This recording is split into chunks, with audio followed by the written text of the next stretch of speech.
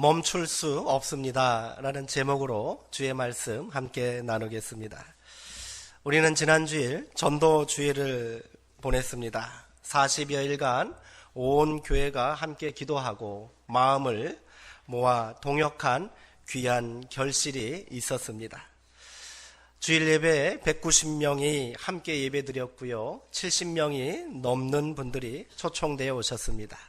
등록카드를 적으시고 또 이렇게 하신 분이 55명이나 되었습니다. 정말로 우리 이 시간은 서로가 칭찬하고 그동안 수고를 격려하는 그런 자리가 되었으면 좋겠습니다. 사실 믿음이 부족해서 저는 전도주일에 한 40명 정도 오면 성공이다 이렇게 생각했고요. 실제로 한 30명 정도만 초청되어 오면 좋겠다 이렇게 생각했거든요. 제가 강대상에서 100명, 200명 얘기했지만 제가 좀 허풍을 좀 떨었어요. 그런데 제 믿음이 부족했습니다. 제가 이렇게 생각한 이유는 우리 수정동 교회의 능력을 과소평가해서 그런 건 절대로 아닙니다. 제가 그동안 사역을 해오면서 경험한 바에 의하면 아무리 오랜 시간 또 준비하고 교인들을 독려해서 전도주의를 또 이렇게 해도요, 당일날 초청되어 오시는 분들은 그 숫자가 출석교인 대비 20%를 넘지 않더라고요. 제가 일산에서 사역한 교회는 4,000명 정도가 되는 교회인데요. 4,000명이 넘지요. 그러나 하반기 동안 거의 하반기 사역은 완전히 전도에 그냥 올인합니다. 그런데 당일 초청되어 오시는 분의 숫자는요, 500명을 넘지 않습니다. 최대 500명이었던 것 같아요. 그것도 주일날 예배 3번 드리고요. 또 수요일날 오전에 한 번 더 또 예배 초청합니다. 그러니까 우리는 당일 한 번 했는데 기가 막힌 일이 우리 가운데 일어난 거지요. 제 여동생이 지난주에 저에게 전화를 했더라고요. 아내가 우리 교회에서 전도주일을 준비한다 이렇게 전했던 모양입니다. 그동안 저희 여동생도 우리 수정동 교회 전도주를 위하여 기도했노라고 말하더군요. 그리고 저희 교회 홈페이지 들어와 보니까 잘 마쳤다는 그런 글들, 여러 가지 성도님들의 그런 고백들을 보면서 너무도 기쁘다고 저에게 전화를 했어요. 자기 교회도 몇 주 전에 전도주일을 지냈는데 150명이 왔다는 거예요. 많이 왔다 싶으시죠? 제 여동생이 출석하는 교회는 서울 동대문구에 있는 동독교회입니다. 합동축의 굉장히 큰 교회입니다. 거기도 작년만 2,000명이 넘는 교회예요. 우리가 얼마나 놀라운 일을 했고 지난주에 하나님께서 우리 가운데 얼마나 크신 은혜로 채워주셨는지 우리가 함께 고백할 수 있기를 원합니다. 다시 한번 부족한 목소리를 도와 귀한 사역에 동참해 주신 성도님들 모두에게 감사를 드립니다. 이날 오신 분들, 이분들이 오늘 다시 다 예배 자리에 있었으면 참 좋겠는데 사실은 그렇지 않다는 거 우리가 잘 알고 있지요. 그렇다고 이것이 무슨 의미가 있는가라고 말해서는 안 됩니다. 한 번에 초청을 위해 우리는 얼마나 많은 노력을 했고 정성을 쏟았는지 모두가 경험하셨을 거예요. 결코 쉬운 일이 아니라는 거지요. 자존심도 상하고요. 안타까움에 마음도 아팠을 것입니다. 찰떡같이 약속했는데 어쩌니 내가 급한 일이 생겼다고 또 거절하는 그런 사람들의 전화를 받으면 낙심도 됐을 거예요. 큰 맘 먹고 또 식사를 대접했는데 엉뚱한 소리만 해대는 그 모습을 보며 내가 왜 부질없는 일을 하고 있노 하고 또 회의감도 들기도 했을 것입니다. 이를 통해 각자가 느끼신 바가 굉장히 클 것이라고 저는 생각합니다. 스스로 귀한 일을 감당했노라 기뻐하시고 자랑스러워 하셔도 됩니다.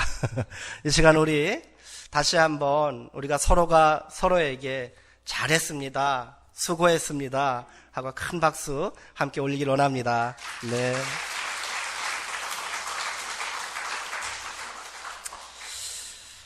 나는 아무도 데려오지 못했다고 그렇다고 자책하지 마십시오.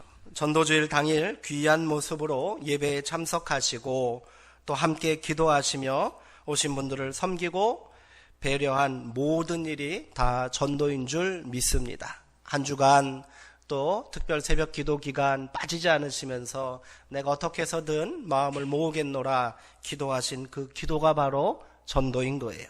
전도는 꼭 사람을 데려와야 하는 것이 아닙니다. 귀한 영혼을 마음에 품고 기도하고 어떻게 해서든 그들에게도 복음을 전하고 말씀을 듣도록 하는 것이 전도인 줄 믿습니다. 결과와 성과를 따지면 할 수 없는 일입니다. 내가 한다고 생각하면 더더욱 못할 일이지요. 우리는 성령님이 우리 가운데 역사하시고 우리를 도와주셨음을 경험한 것입니다. 이번에 초청하신 분들을 위해 계속 기도하시기 바랍니다. 그들이 모두 하나님의 자녀가 되어 함께 귀한 신앙생활을 할 수 있도록 간절히 기도하십시오. 이번에는 오지 않았지만 마음에 품고 기도한 귀한 이름들을 위해서도 계속 기도해야 합니다. 우리 내년에는 더 잘 준비하고요, 더 많이 기도해서 더 큰 열매를 거두게 되기를 소망합니다. 예. 제가 지난주에 오신 분들을 그 등록 카드를 다 정리를 했어요. 그 이름들은 우리가 계속해서 기도하고 품을 이름들입니다. 그리고 그들에게 제가 감사 인사를 문자로 다 드렸거든요. 근데 제가 이런 그 사역을 계속 해봤는데 우리 또 지난주에 제가 놀랐던 것은 이렇게 문자를 보내면 그냥 교회에서 이 문자가 왔노라고 그냥 뭐라고 할까요? 그냥 받고 그냥 넘겨버리기가 됐을 텐데 저에게 단문을 보내주신 분이 10명도 넘었어요. 깜짝 놀랐어요. 감사합니다. 좋은 말씀 잘 들었습니다. 건강하세요. 뭐 이런 막 문자들이 오고 있더라는 거예요. 야, 저는 정말 우리 성도님들이 많이 기도하셨구나 하는 생각을 해보게 되었습니다. 제 경험을 한 번 더 말씀드리면 이렇게 매년 전도주의를 통해 교회에 오신 분들 중에 2번 오시는 분, 내년에 한 번 더 오시는 분은 분명히 40% 정도가 등록합니다. 3번 오시는 분이요, 70%가 넘게 등록하는 거예요. 믿으시기 바랍니다. 우리가 소망을 갖고 끝까지 전도의 사명을 감당한다면 놀라운 부흥의 역사를 우리 주님께서 우리 가운데 허락하신 줄 믿습니다. 때를 어떤지 못 얻든지 항상 전도에 힘쓰고 온 교회가 이를 위해 기도하고 한 마음으로 달려간다면 놀라운 부흥의 역사가 일어날 줄 믿습니다. 그러나 전도주의를 잘 마치고 우리가 또한 경계하고 주의해야 할 것이 있습니다. 그것은 바로 성공의 함정입니다. 한 번의 성공에 도취되어 이만하면 되었다고 자만해서는 안 된단 말이지요. 작은 결과에 일희일비해서도 안 됩니다. 그동안 마음 졸이고 수고했으니 이제 좀 여유롭게 우리가 한 일을 좀 자랑하고 즐겨도 되지 않겠느냐, 이렇게 생각해서도 안 됩니다. 사실 성공의 함정이라는 말은 이 경영학에서 나오는 말이에요. 세계 최고의 기업가이고 자산가인 미국의 빌 게이츠는 이런 말을 했습니다. 성공은 형편없는 선생이다. 성공은 똑똑한 사람들을 현혹하여 자신들은 절대로 실패할 리가 없다라고 착각하게 만든다. 한 번쯤 새겨볼 그런 말인 것 같습니다. 불과 10년 전까지만 해도요, 세계 휴대폰 시장을 주름잡고 있었던 기업이 있습니다. 어딘지 아세요? 노키아라는 그런 회사예요. 근데 지금은 그 이름이 거의 사라져 버렸어요. 14년간 누려온 1위의 자리, 화려한 성공에 취해 그들은 혁신을 거부했던 거예요. 애플사나 우리나라 이 삼성이 터치폰에 집중하고요. 휴대폰 안에 온라인 기능, 막 검색하고 접속하고 하는 것들을 신경 쓸 때 노키아는 이런 것들을 좀 등한시한 거예요. 사실 터치폰을 제일 먼저 만든 회사가 노키아예요. 근데 그냥 접어버렸어요. 야, 전화기가, 핸드폰이 뭐가 중요하겠나? 통화 음질이 최고다. 통화가 잘 돼야 되지 않느냐. 이것만 고집한 거예요. 당시 세계 1위의 통화 품질, 그 기술력을 가지고 있던 노키아는 여기에 안주한 거예요. 이것만 가지면 우리가 계속해서 성공의 자리에 앉을 수 있다. 이렇게 착각한 것이지요. 성공의 함정에 빠진 거예요. 성경에도 이러한 성공의 함정에 빠져 몰락한 사람들이 있습니다. 사울은요, 이스라엘의 초대 왕이 된 사람입니다. 그는 새로운 이스라엘 역사를 시작한 사람입니다. 다른 나라들처럼 우리도 왕을 세워 강력한 나라를 만들자는 백성들의 요청에 사무엘은 이 위대한 첫 역사를 시작할 인물로 사울을 선택했습니다. 물론 하나님께서 그를 선택하셨기 때문입니다. 그러나 이는 당시 백성들의 이 강력한 열망을 외면한 상식밖의 결정이었다는 거 아십니까? 이게 무슨 말이냐 하면요, 이스라엘을 부강하게 만들고 발전시킬 왕이라면 당연히 가장 큰 힘을 가지고 있었던 유다 지파나 에브라임 지파에서 왕이 나오는 것이 옳았다는 말입니다. 이 두 지파는 이스라엘을 대표하는 지파였고요, 가장 큰 땅을 차지하고 있었고 가장 많은 인구를 가진 강력한 세력이었어요. 그러나 사울은 이스라엘 12지파 중에 가장 작은 인구를 가진 베냐민 지파의 사람이었습니다. 베냐민 지파는 변변한 땅도 소유하지 못하고 있었어요. 사사시대 말기에 베냐민 지파는 내전을 일으킵니다. 그리하여 나머지 11지파에 의하여 거의 말살당할 위기에 처한 적이 있어요. 이때 하나님께서 11지파의 마음을 돌리지 않으셨다면 베냐민 지파는 이 내전으로 인해서 이스라엘 12지파에서 완전히 사라졌을지도 모릅니다. 그저 겨우 명맥만 유지하게 된 거예요. 그리하여 가나안 정복 전쟁이 마치고 끝나고 난 후 이스라엘 12지파에게 하나님께서 골고루 땅을 분배해 주실 때 베냐민 지파는 변변한 땅도 얻지 못합니다. 그들은 유다 지파의 배려를 얻어 유다 지파의 배려로 유다 변방 땅에 작은 그런 거처를 마련할 수 있었던 거예요. 유다 지파 안에 함께 귀속되어 있었고 함께 있었다는 거죠. 그런데 이 베냐민 지파에서 왕이 나왔으니 백성들이 수긍할 리가 있겠습니까? 실제로 사울이 이스라엘 각 지파를 대표하는 장로들 앞에서 왕으로 선출되자 그는 부끄러워 행구 뒤에, 마차 뒤에 몸을 숨겼다고, 짐 뒤에 몸을 숨겼다고 성경은 전합니다. 부끄러워서 몸을 숨겼다는 말은 두려워서 그랬다는 거예요. 감당할 수 없어서. 나 같은 미천한 사람이 어찌 왕을 할 수 있단 말입니까? 그것도 이스라엘의 첫 왕정 시대를 열 그런 엄청난 임무를 맡을 수 있느냐, 그것이 두려웠던 것이지요. 백성들도 그를 왕으로 인정하지 않았습니다. 그래서 사실 사울은 왕이 되었지만 이름만 왕이었어요. 그는 여전히 자기 고향인 기브아에 머물면서 농사 짓고 있었어요.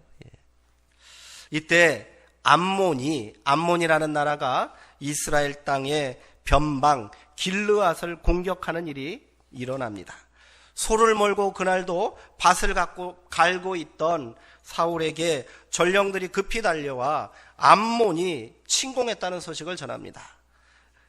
사울은 이 말을 듣고 하나님의 영이 크게 그에게 임하자 그 영에 감동되어서 그 자리에서 자신이 부리고 있던 소를 잡아 그것을 조각내어 전령들에게 각 모든 지파들에게 보내라고 명령합니다. 그리고 이 전쟁에 너희가 참여하지 않으면 이 소처럼 너희도 도륙하겠다고 엄포를 놓은 거예요. 소심한 사울이었는데 이 사울에게 하나님의 영이 강력하게 임하자 드디어 그가 왕다운 면모를 보인 겁니다. 하나님의 도움으로 사울은 각 지파에서 출병한 군사를 이끌고 암몬과의 전투에서 크게 승리합니다. 사울은 왕으로서 첫 번째 임무를 아주 성공적으로 마친 거예요. 이 일로 온 이스라엘이 환호합니다. 기뻐합니다. 그래하여 길갈에 모여 사울을 공식적인 왕으로 인정하기에 이릅니다. 예상하지 못했던 놀라운 성공입니다. 이후 사울은 어떻게 됐을까요? 사울은 친위 부대를 결성하여 강력한 왕권을 행사합니다. 그리고 이전에 겸손한 모습은 사라지고요, 오만하고 난폭한 폭군으로 변합니다. 성공의 함정에 빠진 거예요. 암몬과의 전투가 하나님께서 우리를 도우시고 우리와 함께 하셨기에 이루어낸 그런 일이라고 고백하지 않은 거예요. 자신의 힘으로 이룬 일이라고 착각했던 것이지요. 강력한 군대만 있으면 계속해서 이 성공을 지켜낼 수 있을 것이라고 믿었습니다. 이후 사울은 몰락의 길을 걷게 됩니다. 그리고 그의 아들과 함께 블레셋과 전투에서 비참한 최후를 맞이하게 됩니다. 사울의 뒤를 이은 다윗 왕도 마찬가지입니다. 10년간의 도피 생활 그리고 망명 생활을 마치고 온 이스라엘의 왕으로 추대된 다윗은 계속되는 전쟁에서 승리합니다. 나가는 족족 주변에 있는 나라들, 그동안 이스라엘 역사 가운데 이스라엘을 끊임없이 괴롭혔던 이 민족들을 다 정복합니다. 승리에 도취되어 있었습니다. 그 결과 또다시 이스라엘에게 반기를 든 암몬과의 전투에서 그는 이전과는 다른 모습을 보여줘요. 암몬과의 중요한 최후 일전을 앞두고 왕의 출정을 기다리고 있는 자신의 군대를 외면하고 그는 어떻게 했습니까? 그는 예루살렘 왕궁에 머물고 저녁나절에 옥상을 배회하다 일생일대의 실수를, 범죄를 저지르고 말지 않았습니까? 그는 자신의 충성스러운 부하인 우리아의 아내 밧세바를 범하는 죄를 저지르고 말았습니다. 여기서 끝나지 않고 자신의 죄를 숨기기 위해 전장에서 지금 목숨을 걸고 적과 대치하고 있는 우리아를 비열한 음모를 꾸며 전쟁터에서 죽게 하지 않았습니까? 이스라엘 역사상 가장 위대한 왕이요, 신실한 믿음의 사람, 신앙의 인물로 존경받던 다윗도 예외가 아니었단 말입니다. 성공의 함정은 누구나 빠질 수 있는 거예요. 우리도 마찬가지입니다. 저는 여기서 멈추고 만족해서는 안 된다고 믿습니다. 우리가 감당해야 할 사명은 땅 끝까지 복음을 전하는 전도자의 길인 줄 믿습니다. 10월 29일만 전도하는 것이 아니라 땅 끝까지 해야 된다는 거예요. 잠시도 멈출 수 없습니다. 이 정도면 성공했다고 말할 수 없습니다. 우리의 온 삶을 다 바쳐 헌신하고 노력해야 할 사명인 줄 믿습니다. 위대한 전도자여 사도인 바울, 그가 이룬 전도의 업적은 실로 대단한 것입니다. 30 중반에 회심하여 전도자의 삶을 산 바울은 3차에 걸친 전도 여행 기간 동안 무려 16,000km 이상을 도보로 이동했습니다. 엄청난 거리입니다. 고대에 이것을 이 길을 계속 걸어갔다는 거 대단한 일이 아닐 수 없습니다. 그는 아시아를 넘어서 지중해 바다를 건너 유럽에 이르기까지 수많은 도시들을 순회하였고요. 그가 지나간 도시마다 교회가 세워졌고 이를 통해 많은 사람들이 그리스도인이 되었습니다. 결코 순탄한 여정이 아니었습니다. 그가 가는 곳마다 유대인들이 쫓아와 소동을 벌였고요. 수없이 죽을 고비를 넘겼습니다. 때로는 해발 1200m 이상의 고산지대인 산맥을 넘어가야 했고요. 5000km 이상의 위험한 바닷길을 마다하지 않았습니다. 그는 고린도후서에서 내가 3번이나 타고 가던 배가 파손되어 죽을 고비를 넘겼다고 밝히고 있습니다. 매도 수없이 맞았고 옥에 갇히기도 수없이 했노라 이렇게 고백합니다. 그렇게 20년의 세월 동안 그는 쉼없이 달려왔습니다. 무려 20년입니다. 이제 그의 나이도 황혼에 접어들었습니다. 이제 좀 편한 삶을 살겠다고 해도 아무도 나무랄 사람이 없습니다. 그런데 바울은 에베소에서 3년간의 전도를 마친 후 에베소 장로들을 밀레도 섬으로 부릅니다. 그리고 자신의 새로운 전도 계획을 밝힙니다. 그는 더 이상 아시아에서 지체할 수 없다고 오순절 안에 기필코 예루살렘에 서둘러 가겠노라고 말합니다. 이것이 성령의 강력한 명령이라고 말합니다. 예루살렘은 바울을 죽이려고 혈안이 되어 있는 유대인들이 있는 곳 아닙니까? 본거지입니다. 유대교의 본거지란 말이지요. 교회에 전해지는 그런 오래된 전승에 의하면 예루살렘의 열혈 유대인들, 그 중에서 극단적인 바리새인들은 암살단을 조직해서 바울의 전도 여행 경로를 비밀스럽게 추격했다는 거예요. 그리고 그들은 바울을 암살하려고 끊임없이 시도하고 노력했습니다. 바울은 이 위험한 길을 20년간 계속해서 멈추지 않고 달려간 거예요. 위기 때마다 성령님이 보호하시고 교회 형제들이 그의 몸을 숨겨주었기에 가능한 일입니다. 그는 드러내놓고 다니지 못했다는 거예요. 사정을 살피고 언제 어디서 들어닥칠지 모르는 이 암살단들, 자객들의 눈을 피해서 그는 은밀히 다른 도시로 이동했단 말이지요. 그런데 사자의 입속으로 스스로 가겠다고 하니 장로들이 이를 반대할 수밖에 없는 겁니다. 더군다나 바울은 병약한 사람이었어요. 육체의 질병으로 고통받았던 사람입니다. 그러한 병약한 몸으로 20년의 전도 사역을 감당한 늙은이가 어찌 이 일을 감당하겠느냐고 장로들은 눈물을 흘리며 바울의 뜻을 막으려고 합니다. 그러나 형제들의 눈물에 만류해도 바울의 결단은 흔들리지 않습니다. 그는 의연하게 이렇게 말합니다. 나는 예루살렘으로 가라는 성령님의 명령을 거역할 수 없습니다. 그곳에서 무슨 일이 일어날지 나는 모릅니다. 성령님께서는 내가 예루살렘에 올라가면 유대인들에게 결박을 당할 것이며 엄청난 환난이 나를 기다리고 있을 것이라 말씀하십니다. 그러나 나는 아직 달려갈 길이 남아 있습니다. 그것은 주 예수께 받은 사명입니다.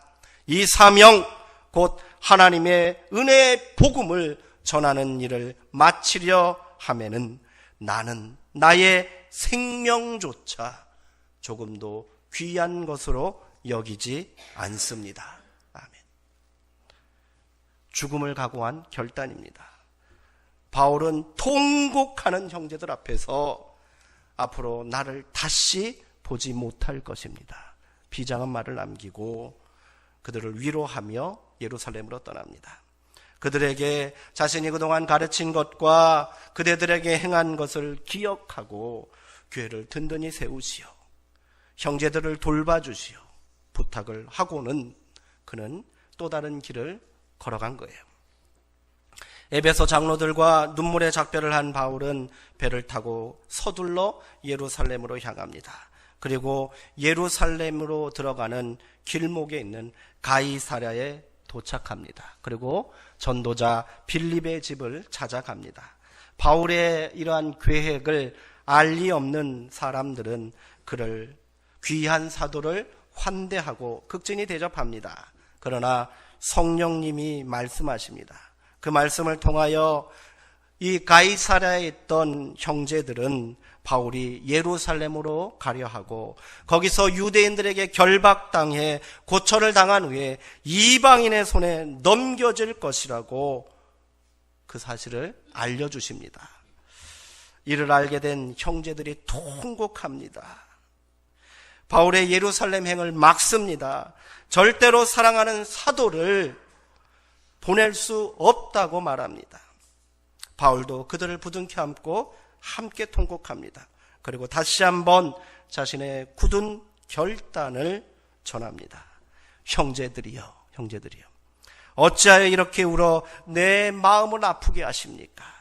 나는 주 예수의 이름을 위하여 결박당할 뿐 아니라 예루살렘에서 죽을 것도 각오하였습니다.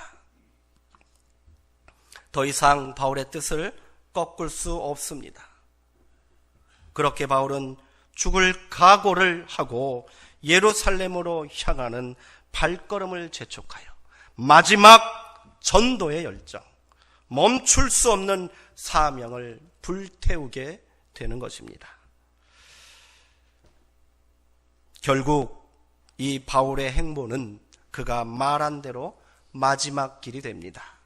바울은 예루살렘을 거쳐 로마에까지 가는데 성공합니다.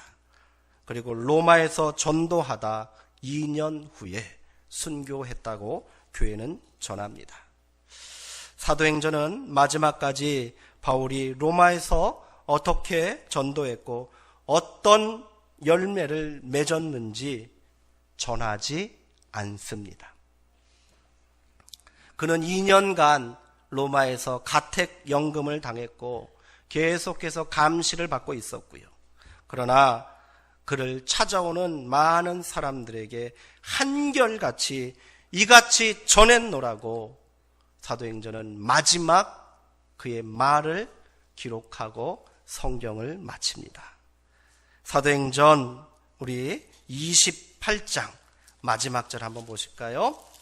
28장 31절의 말씀입니다. 우리 함께 읽어보도록 하겠습니다. 하나님의 나라를 전파하며 주 예수 그리스도에 관한 모든 것을 담대하게 거침없이 가르치더라. 아멘. 여기서 사도행전은 끝이 납니다. 왜 사도행전은 바울이 로마에서 행한 일들을 자세히 기록하지 않았을까요? 그가 아무 일도 못했기 때문일까요?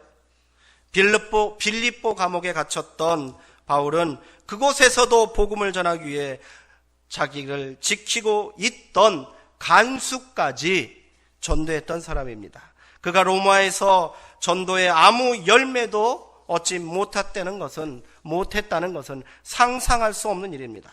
그러나 사도행전은 더 이상의 바울의 행적을 전해주지 않는단 말이에요. 왜일까요? 그가 죽음을 각오하고 끝까지 전도자의 사명을 멈출 수 없다고 말한 것처럼 그의 사역이 그의 죽음으로 끝난 것이 아니다, 이렇게 말하고 싶은 거예요. 그리하여 또 다른 바울이 계속해서 일어나 이 위대한 사명을 이어가야 한다, 이 말을 우리에게 지금 전하고 있다는 말이지요. 사도행전은 그래서 28장에서 끝나지 않습니다. 29장, 30장, 31장이 계속해서 이어지고 있는 줄 믿습니다. 2000년이 지난 오늘까지 사도행전의 이 역사는 진행형이에요. 진행형. 아직도 우리 가운데 동일한 성령의 역사, 사도의 역사, 교회의 역사가 이어지고 있는 줄 믿으시기 바랍니다. 우리는 지금 사도행전 29장의 역사를 기록하고 있는지 모릅니다. 바울이 멈추지 않고 죽음의 순간까지도 복음 전파의 사명을 감당했기에 오늘 2000년을 넘은 이 한국의 작은 곳에 우리 수정동 교회가 세워지고 오늘 우리가 이곳에서 모여 예배하고 있는 줄 믿습니다. 이제 우리가 이 일을 계속해야 합니다. 멈춰서는 안 됩니다. 이쯤 하면 충분하다고 할 만큼 했노라고 나태해져서도 안 됩니다.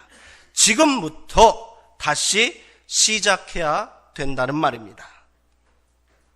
지난주 놀라운 전도의 역사, 초청의 역사를 감사함으로 가슴에 묻고 다시 길을 나서기를 소망합니다. 매 주일이 전도 주일이 되어야 할 줄 믿습니다.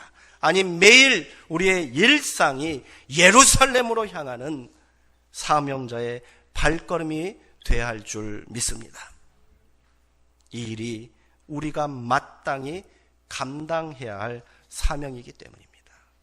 이 일이 내가 사랑하는 사람들을 위하여 할 수 있는 가장 좋은 일인 줄 믿습니다. 이 일이 우리가 구원받은 주님의 자녀임을 증거할 수 있는 확실한 길이기 때문입니다. 함께 기도하시겠습니다.